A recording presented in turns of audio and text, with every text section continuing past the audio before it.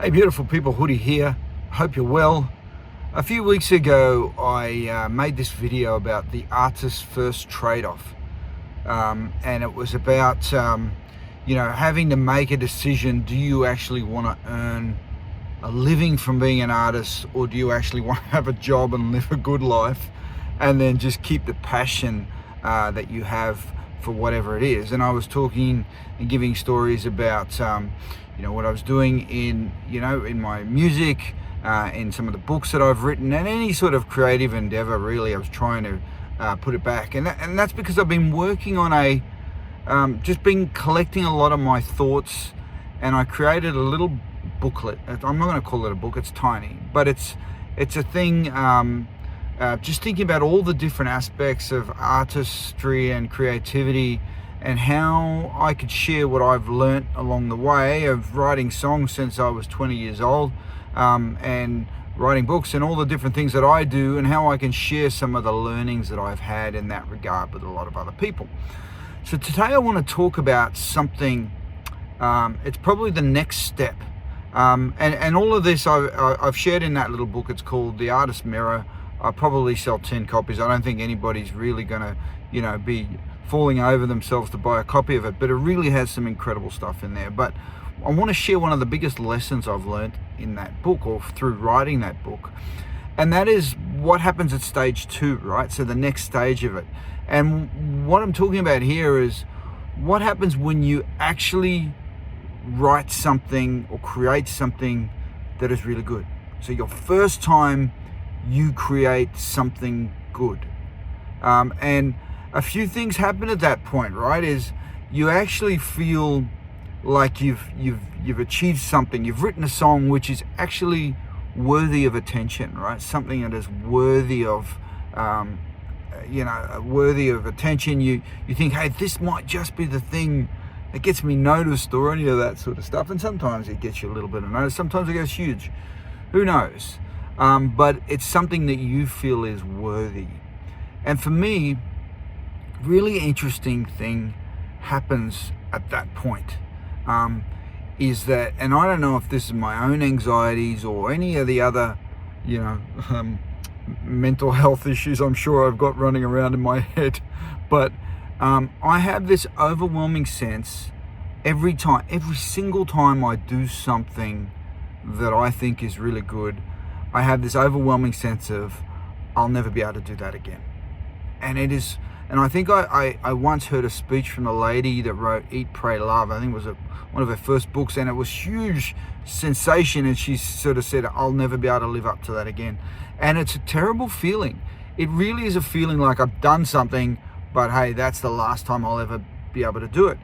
And then what happens is, the next time you go to sit down, and this happened to me for years, it's this blinding fear that you start with, I need to write something brilliant. And it is just paralyzing, because you'll sit down and write a few words, or play a few notes, or paint a few strokes, or whatever you're going to do, and you go, that's awful.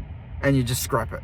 Or you just go nowhere, and every idea sounds stupid, and you really get into this real sense of, oh my God, what am I doing here? I'll never be able to do that again, right? And going through this process and doing it for so long taught me a few things.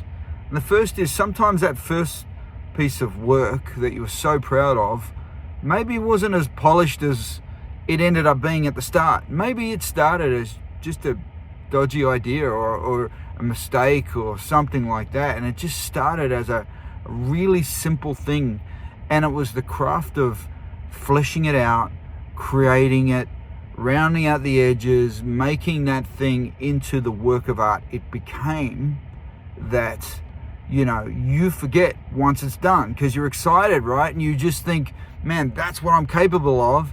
So you're trying to create that from the ground level every future time. So the one lesson I really learnt in putting this book together, but I think in life I've sort of learnt this slowly, is every brilliant idea has to sort of start with a dumb idea, or something unrefined, or something, I think you turn it into a brilliant idea with refinement and with process and with all the things you've learnt along the way. But if you don't know that, then you can become really stalled, right? Really paralyzed, stalled. You can, every time you go to write something, you sort of get stuck in this process. So it's a big lesson that I've learned. I want to share it with everybody because it's such a huge lesson. I think even after you've created something good and you want to do something again, you really just have to start with a bad idea almost. And so now when I sit down, I don't say I want to create my next brilliant song. I say I want to create my next song, and then maybe that song turns into something brilliant. Maybe it just turns into another filler that I do a little video on and then never play again.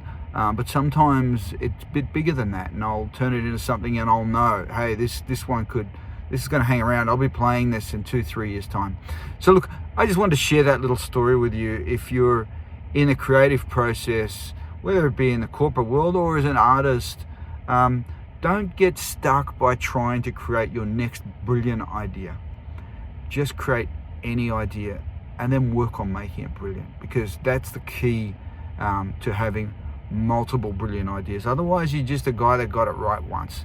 Maybe it was a fluke, who knows? But when you get it right multiple times, that's talent, that's skill, that's dedication. That shows a lot about who you are. So I hope this helps. As always, I appreciate you watching my videos. That little booklet is available. I just put it out on Kindle. I think it's a couple of dollars, and it's called The Artist's Mirror. And there's a few lessons in it, just like that one. It's a sort of book that you can almost read in one sitting. It's very small, but I've written it in a way that I used for another piece of writing I had, so that it's very small, but it packs a huge punch because of the way I've written it. So anyway, I hope that was useful to somebody. As always, thanks for watching my videos, and have a great day. Bye.